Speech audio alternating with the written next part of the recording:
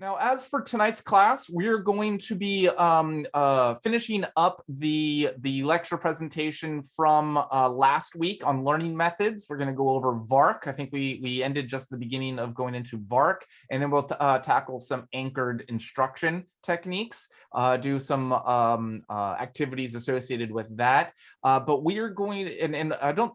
Then after that, we're going to jump into storyboarding. So we're gonna hold off on the learning objectives module, which is technically tonight. Module 6 or session 6, module 6 is on learning objectives, but we're gonna hold off on that until next week because the storyboard assignment for your synthetic human project, synthetic human task training project, the storyboard assignment has been published. So you have access to it and you can start working on that. And I wanted to spend some time going over storyboarding with you in tonight's session, give you some examples and how you can, because I know some of you might be doing e-learning, prototyping of e-learning or an ILT. So we'll talk about how you can use a storyboard for both of those functions and have some fun with that.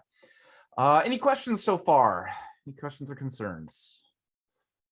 If not, we will go ahead and get started on our presentation here. Let me do a screen share for that. Here we go. All right, can you see my screen for the VARC? Thumbs up, thank you very much.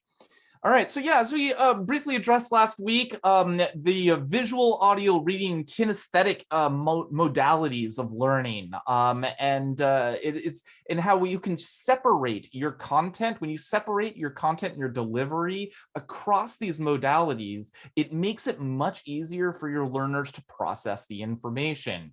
It's very similar to we have multiple brain processes that at place and that happen, and sometimes we can overload one. That's kind of the concept of cognitive overload. And it's very similar. If you've ever been driving and looking for an address and you're listening to music, and while you're looking for that address, you have to turn down the music. That's a similar thing that's happening here. You're mixing, even though it's an audio modality and you're visual, you're using a very similar process at play. You're processing the music and you're visually looking for it and thinking it. So you have to turn down the music so you can focus more. So that is a similar aspect of VARC here. And so you want to be able to identify what are the elements of learning that you can use, the delivery methods that you can use associated with each of these, and try to separate them accordingly without overloading the learner. If you're providing too much audio input, too much video input or visual input, that will make it much more difficult for them to learn. But if you incorporate a little bit of reading, a little bit of kinesthetic, touching, feeling, actually doing something, and visual, you can finding that right mix. And there isn't a strict formula. I'm not going to be presenting a strict formula on how to do it. I just want to open you up to being on the lookout of all of these different methods that you could use, different outlets for each of these these modalities. So let's first start with visual. In visual, you've got things, like it's pretty obvious pictures, like we're looking at right now, diagrams, videos, and graphs.